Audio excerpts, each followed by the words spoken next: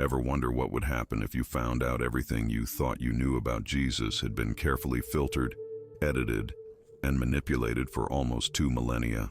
What if there was an ancient text, written by one of Christ's closest disciples, that revealed teaching so revolutionary and powerful that religious authorities did everything in their power to wipe it from history? Well, that text exists, and it's called the Gospel of Thomas. This isn't just another lost apocryphal book buried in the sands of time. It's a direct window into the purest, unfiltered words of Jesus of Nazareth, words that challenge everything we've been taught about traditional Christianity. For centuries, this gospel lay hidden deep within the Egyptian desert, protected by the silent sands and the relentless march of time. When it was finally rediscovered in 1945 at Nag Hammadi, it shook the foundations of the religious academic world. Scholars came face to face with a completely different Jesus than they knew, a mystical teacher who spoke of the kingdom of heaven not as a distant place, but as a state of consciousness every human being can achieve right here, right now. The words contained in this gospel are so transformative that once you read them, you'll never look at Christianity the same way again. Imagine for a moment you were a contemporary of Jesus, walking alongside him on the dusty paths of ancient Palestine, hearing teachings directly from his lips that hadn't been interpreted, translated, or modified by religious institutions. The Gospel of Thomas offers us exactly that experience. It's a collection of 114 sayings directly attributed to Jesus, without narrative, without spectacular miracles, without the theological structure we're familiar with. Just pure words, direct sayings that cut straight to the heart of the human spiritual experience. But here's the truly unsettling part. These teachings are so radically different from what we find in the canonical Gospels that it makes you wonder if we're even talking about the same teacher. In the Gospel of Thomas, Jesus doesn't talk about salvation through sacrifice, doesn't mention the need for religious intermediaries, doesn't establish ecclesiastical hierarchies. Instead, he teaches that the kingdom of heaven is spread out over the earth, but people don't see it. He speaks of a secret knowledge each person can discover within themselves, a divine spark that requires no churches, priests, or sacraments to be activated. So why then was this gospel deliberately excluded from the biblical canon? Why did the religious authorities of early Christianity work so hard to ensure these texts vanished from public view? The answer is as disturbing as it is revealing. Because these teachings posed a direct threat to institutional religious power. If every person can access the divine directly, if the kingdom of heaven is here and now, if we don't need intermediaries for our salvation, then what good are churches, dogmas, and religious hierarchies? The Gospel of Thomas presents a Christianity of direct personal experience, not blind faith, a Christianity of inner knowledge, not external beliefs, a Christianity of immediate transformation, not future promises. And this, my friend, was exactly what the emerging religious authorities of the 4th century couldn't allow. They needed a Christianity dependent on institutions, one that required priests, that kept the faithful in a state of spiritual dependence. The Gospel of Thomas offered the exact opposite, absolute spiritual freedom. The implications of this are monumental. We're talking about one of the most sophisticated and successful historical manipulations of all time. For nearly 17 centuries, Western humanity has lived under a version of Christianity that is arguably fundamentally detached from its founders' original teachings. We've built cathedrals, waged wars, established empires, and organized entire societies based on an interpretation of Christ's message that could be, at best, incomplete, and at worst, completely distorted. But the story of the Gospel of Thomas doesn't begin with its modern rediscovery. Its roots stretch deep into the dawn of Christianity, into the very inner circles that surrounded Jesus during his earthly ministry. Thomas, also known as Didymus, meaning the twin, appears in the canonical Gospels as one of the 12 apostles closest to the teacher. Early Christian tradition knew him not just as a disciple, but as Jesus' spiritual twin brother, the one who best understood the deeper dimensions of the Nazarene's teachings. The early Christians who preserved these sayings didn't do it on a whim or to create a theological alternative. They did it because they firmly believed these words contained the purest essence of Christ's message, the teachings he reserved for those disciples who had developed the capacity to grasp deeper truths. In the Christian communities of the first centuries, multiple gospels circulated, multiple versions of Jesus' teachings, multiple approaches to living an authentic Christian life. The process by which certain Gospels were included in the biblical canon, while others were rejected, wasn't a divine or inspired process, as many believe. It was a political one, carried out by men with specific agendas at a particular historical moment when Christianity was being transformed from a radical spiritual movement into the official religion of the Roman Empire.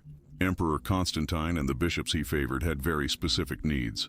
They needed a Christianity that could serve as social glue, that could unify a diverse empire, that could be controlled and administered by an institutional hierarchy.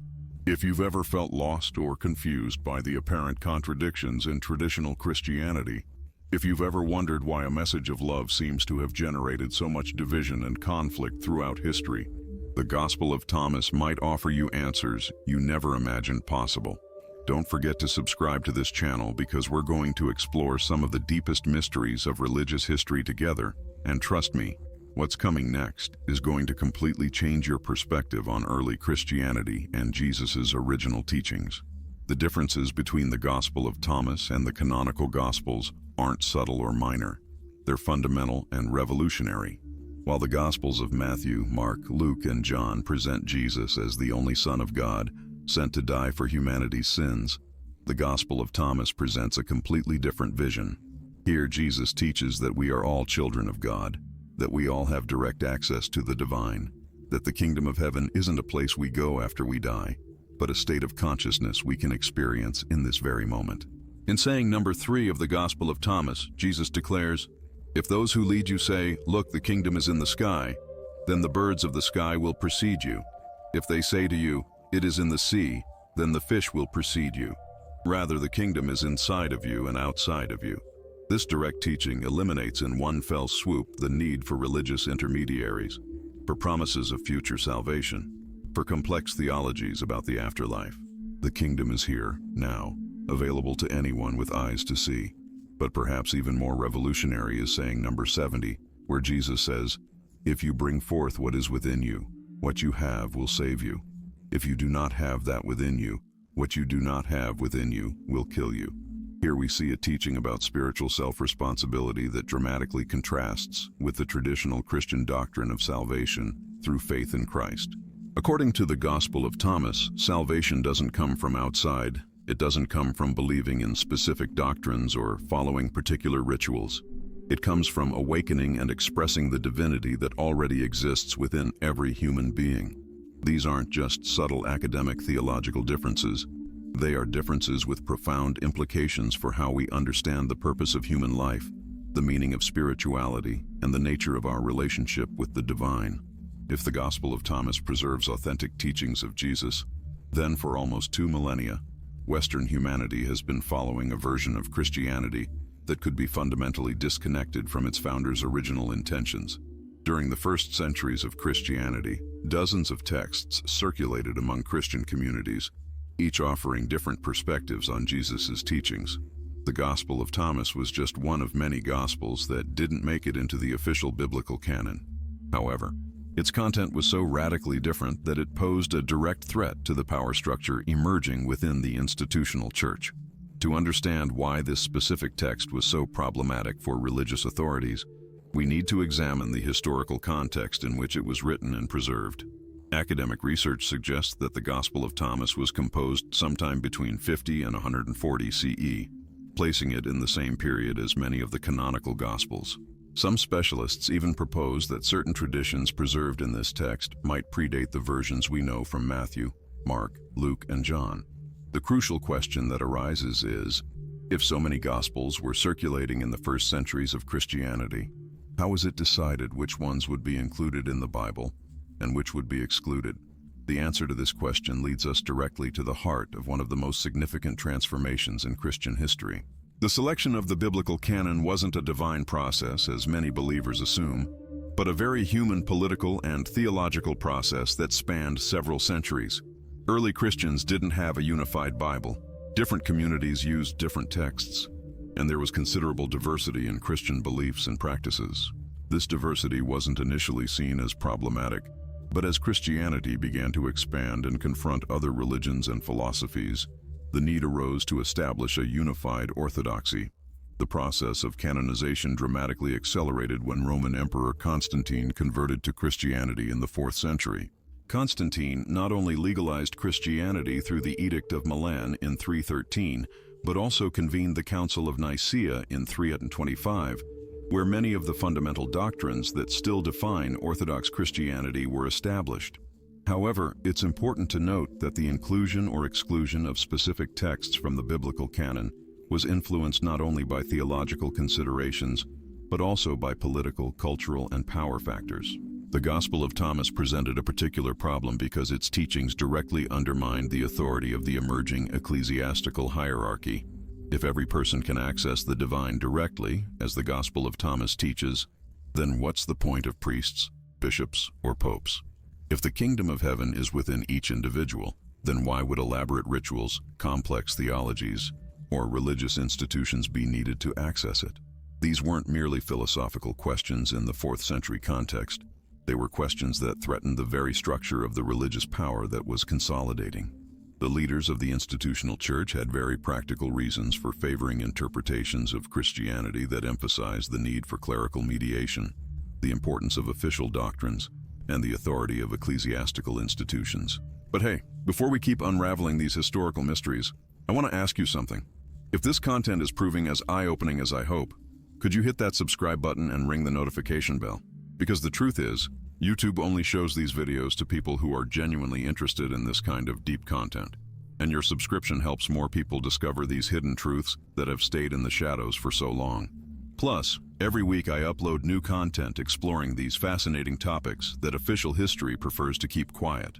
The strategy for suppressing the Gospel of Thomas and similar texts wasn't just to ignore them or exclude them from the canon. It was an active campaign of destruction and demonization. Gnostic texts, a category many scholars include the Gospel of Thomas in, were declared heretical, and possessing or distributing these texts became a punishable offense. Ecclesiastical authorities not only banned these texts, but also constructed elaborate theologies to explain why they were dangerous and false. A whole anti-Gnostic literature developed, with figures like Irenaeus of Lyon dedicating entire works to refuting the teachings contained in these alternative Gospels. What makes this suppression particularly significant is that it wasn't just about minor doctrinal differences. The texts excluded from the canon contained fundamentally different visions of human nature, the purpose of spiritual life, and the relationship between the human and the divine. The Gospel of Thomas, for instance, presents a spiritual anthropology that is radically optimistic about human potential. Instead of teaching that humans are inherently sinful and need external salvation, it teaches that humans are inherently divine, but have forgotten their true nature. This difference isn't cosmetic. It's fundamental and has profound implications for how we understand the purpose and potential of human existence. Consider the psychological and social impact of these different visions. A religion that teaches you are inherently sinful and need external salvation tends to create dependence, guilt, and submission to religious authority. A religion that teaches you are inherently divine and only need to remember your true nature tends to create empowerment, personal responsibility, and spiritual independence. From an institutional perspective, it's obvious which of these two visions would be more conducive to the development of hierarchical and centralized religious structures. Historical research indicates that the suppression of the Gospel of Thomas and similar texts was not accidental, but part of a deliberate strategy to consolidate religious power in the hands of a specific clerical elite.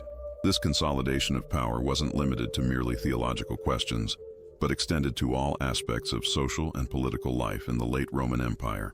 When Emperor Constantine legalized Christianity in the 4th century, he wasn't simply recognizing a popular religion.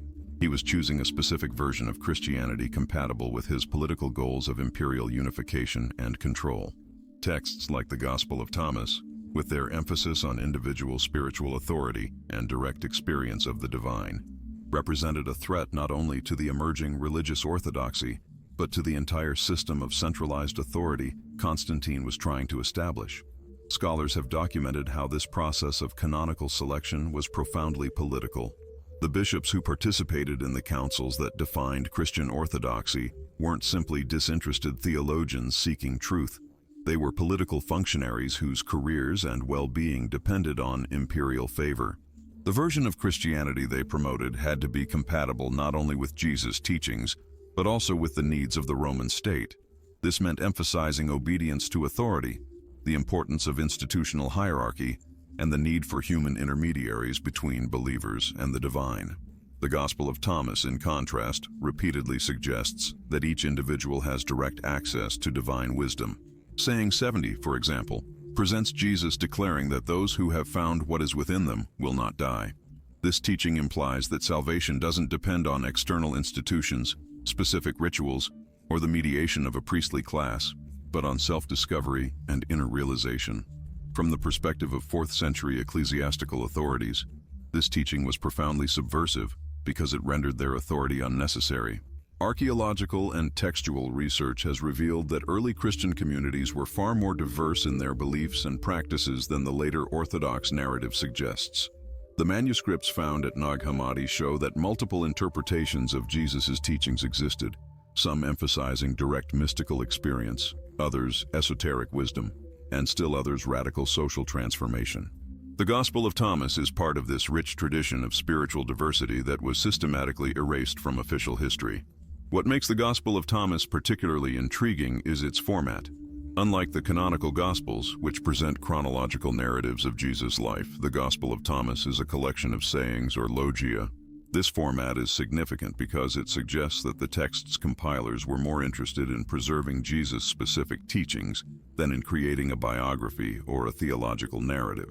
Many specialists suggest that this format might reflect older traditions of oral transmission, where spiritual teachings were preserved as memorable aphorisms rather than complex stories. Some of these sayings present versions of teachings that also appear in the canonical Gospels, but with significant differences that reveal divergent interpretations of their meaning. For example, while the canonical Gospels often present the kingdom of heaven as a future reality that will arrive after death or at the end of time, the Gospel of Thomas consistently presents it as a present reality that can be experienced here and now by those with the correct perception. This temporal difference is not minor. It implies completely different visions of the nature of spirituality and the purpose of religious life. Saying 113 in the Gospel of Thomas is particularly revealing in this regard. When the disciples ask Jesus when the kingdom will come, he replies that it will not come by observation, that people will not say, "Look, here it is," or "Look, there it is." Rather, the kingdom of the Father is spread out upon the earth, and people do not see it. Ground, and people don't see it. This teaching suggests the kingdom isn't a physical place or a future event, but rather a state of consciousness or perception available now to those who have developed the capacity to see it. This interpretation of the kingdom as a present state of consciousness has profound implications for how we understand the purpose of spiritual practice. Instead of preparation for a future reward, it becomes a process of awakening to a reality that already exists, but which we typically don't perceive due to our perceptual limitations. This view aligns with many mystical and contemplative traditions across various cultures, suggesting that the Gospel of Thomas might preserve aspects of Jesus' teachings that resonated with universal wisdom found in diverse spiritual traditions. Linguistic and textual evidence suggests that many of the sayings in the Gospel of Thomas may have very early roots in the Christian tradition. Some scholars propose that certain elements of the text could date back to the decades immediately following Jesus' death, making them contemporary with or even predating some of the sources used in the canonical Gospels. This possibility is particularly intriguing because it suggests that the teachings preserved in the Gospel of Thomas aren't late developments or deviations from early Christian orthodoxy, but rather might represent some of the most ancient interpretations of Jesus' words. The preservation of these early teachings in the Gospel of Thomas gains even greater significance when we consider the context in which they were transmitted and eventually recorded. The communities that valued this type of mystical and contemplative wisdom apparently developed highly sophisticated oral transmission traditions, where Jesus' sayings were memorized, contemplated, and passed down with great care through generations of spiritual practitioners. This form of preservation differs significantly from the more narrative and biographical approach we find in the canonical Gospels, where the teachings are integrated into accounts of events and miracles. The process of contemplation and memorization characterizing the transmission of these sayings suggests that the communities preserving them were less interested in the historical details of Jesus' life and more focused on the transformative power of his words. This orientation toward inner experience and personal transformation is clearly reflected in the very structure of the Gospel of Thomas, which presents the teachings as invitations to deep reflection rather than as information to be simply believed or accepted without question. One of the most fascinating aspects of these teachings is how they address the relationship between external knowledge and inner wisdom. Saying 3 of the Gospel of Thomas presents this distinction particularly clearly, suggesting that those who seek to guide others toward the kingdom of heaven through external signs actually impede access to that reality. This critique of external and ritualistic religiosity points toward an understanding of spirituality that prioritizes inner transformation over outward conformity. When we compare this to Jesus' criticisms of Pharisaic religiosity in the canonical Gospels, we find interesting resonances, but also differences in emphasis. While the canonical Gospels often present these critiques in terms of hypocrisy or spiritual pride, the Gospel of Thomas seems to point toward something more fundamental, the idea that focusing on the external, even when well-intentioned, can actually hinder access to the spiritual reality being sought. This perspective has profound implications for how we understand the nature of religious authority and spiritual mediation. The teachings preserved in the Gospel of Thomas suggest a more democratized view of spiritual experience, where each individual has the potential to directly access the wisdom and reality Jesus embodied. This democratization of spiritual access sharply contrasts with the hierarchical systems that developed in many branches of later Christianity. The historical resistance to these texts and the teachings they contain can be better understood when we consider how these ideas challenge the emerging power structures within early Christianity. A spirituality emphasizing direct, individual experience would inevitably come into tension with religious systems based on institutional mediation and clerical authority. This tension wasn't simply theological but also practical and political, as it affected the organization and control of Christian communities. More recent academic scholarship has begun to reveal the complexity and diversity of early Christianity in ways that challenge many traditional assumptions about the development of the Christian faith. Instead of a linear progression from Jesus' original teachings toward an established Christian orthodoxy, scholars now recognize that multiple Christian interpretations and practices coexisted and competed during the first centuries of the Christian era.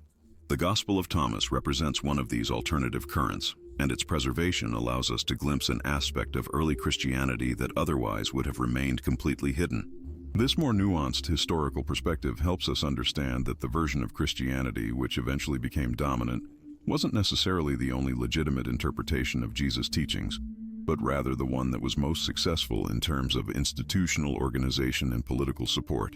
This realization has important implications not only for historians of Christianity, but also for contemporary believers seeking to understand the diverse ways in which Jesus' teachings have been interpreted and lived throughout history.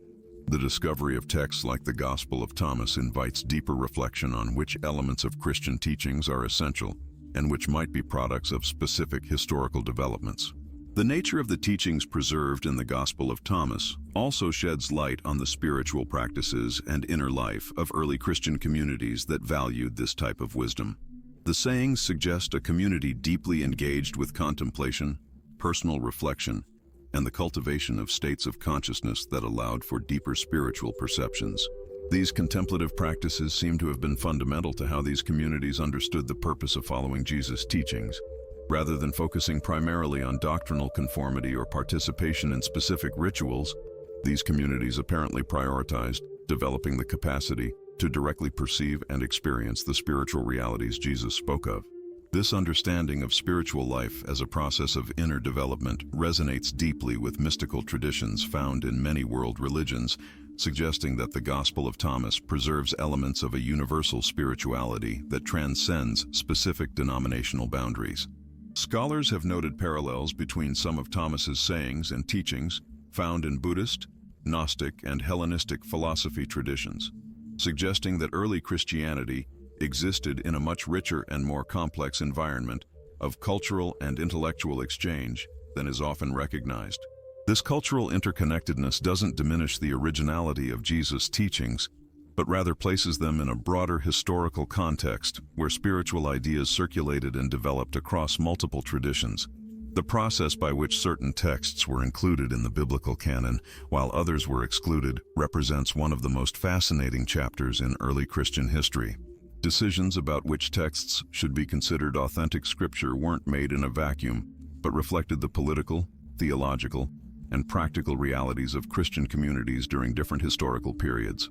Researchers have documented how considerations of institutional unity, doctrinal clarity, and pastoral utility significantly influenced these selection processes. Texts like the Gospel of Thomas, with their aphoristic style and focus on inner experience, presented challenges for communities seeking to establish clear organizational structures and teachings that could be easily communicated to diverse audiences. Textual archaeology has revealed that the preservation of ancient texts depended on multiple factors, including the availability of writing materials, the dedication of scribes, and the political and social conditions that allowed or hindered the transmission of certain types of religious literature. The fact that the Gospel of Thomas survived in a monastic library in Egypt suggests that there were Christian communities that continued to value this type of contemplative literature, even after it had fallen out of use in other regions. This selective preservation means that our understanding of early Christianity is inevitably influenced by the accidents of textual survival, and that each new archaeological discovery has the potential to significantly modify our historical perspectives.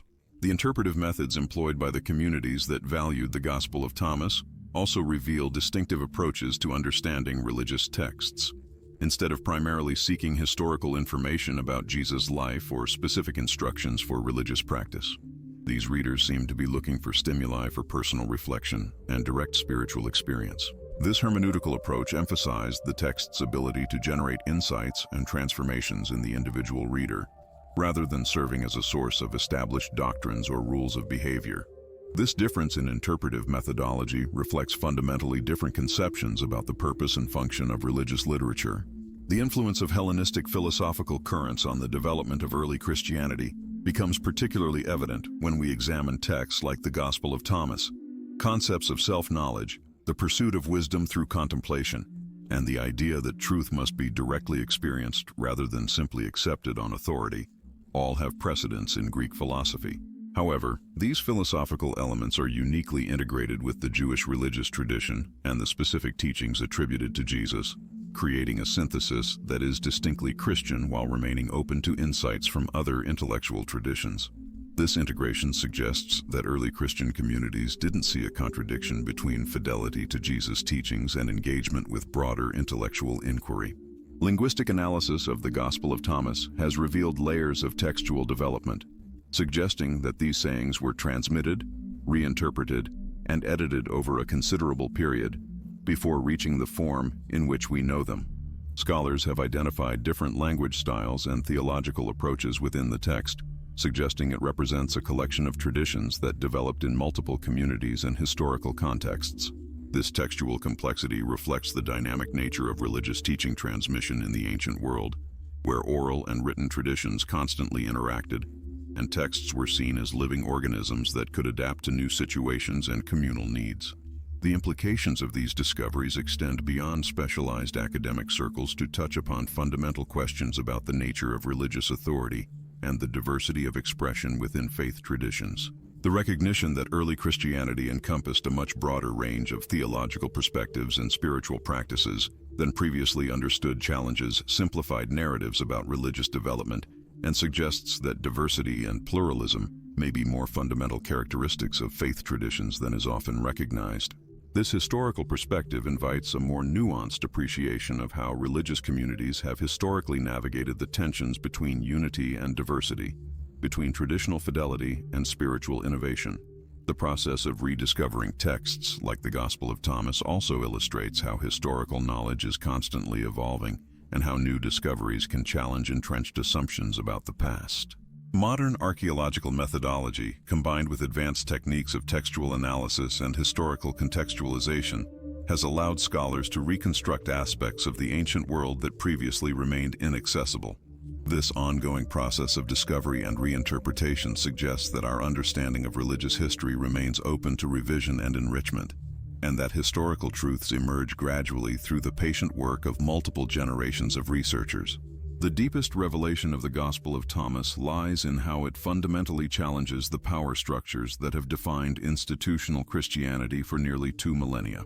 The sayings preserved in this text present a vision of Jesus' message that emphasizes direct experience of the divine over ecclesiastical mediation, a perspective that inevitably generates tension with institutions that have built their authority precisely on the role of intermediaries between the faithful and the sacred.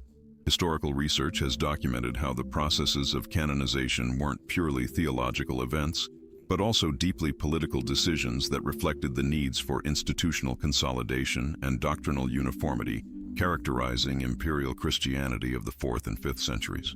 Comparative analysis of the Gnostic traditions preserved in the Gospel of Thomas reveals an approach to spiritual knowledge that differs radically from the model of faith that eventually became dominant in Orthodox Christianity. While institutional tradition emphasized the importance of correct belief and adherence to specific doctrinal formulations, texts like the Gospel of Thomas privilege personal experience of illumination and the direct discovery of spiritual truths through contemplation and disciplined spiritual practice. This difference isn't merely academic, but represents two fundamentally different paradigms concerning the nature of religious life and the path to spiritual salvation or liberation. Scholars have identified elements in the Gospel of Thomas that some describe as a theology of immanence, where the divine isn't separate from the material world but deeply interwoven with everyday human experience. The sayings that speak of the kingdom of heaven as something spread out upon the earth, and which people do not see, suggest a perspective where spiritual realization doesn't require escape from the world, but a transformation of perception that allows one to recognize the sacred presence in immediate experience. This view sharply contrasts with the dualistic tendencies that characterized much of later theological development, where the material world was frequently viewed with suspicion and salvation was conceptualized as an escape from the limitations of physical existence. The preservation of these alternative teachings in communities operating at the margins of emerging ecclesiastical structures illustrates the persistent resistance to doctrinal homogenization that characterized the early centuries of Christianity. Archaeological and textual evidence suggests that these communities maintained traditions of interpretation and practice that diverged significantly from those that eventually became normative, and that they developed sophisticated theologies integrating diverse philosophical influences while remaining rooted in the central teachings attributed to Jesus. The fact that these texts were carefully preserved and transmitted during periods of considerable social and political pressure testifies to their community's deep conviction about the value and authenticity of these traditions. The hermeneutical methodology employed in the Gospel of Thomas also deserves special attention, as it frequently uses paradox and enigmatic language to convey spiritual insights that apparently cannot be communicated through direct doctrinal formulations. The sayings that might initially seem contradictory or incomprehensible reveal, under careful analysis, layers of meaning that invite contemplative reflection and personal discovery rather than passive acceptance of established truths.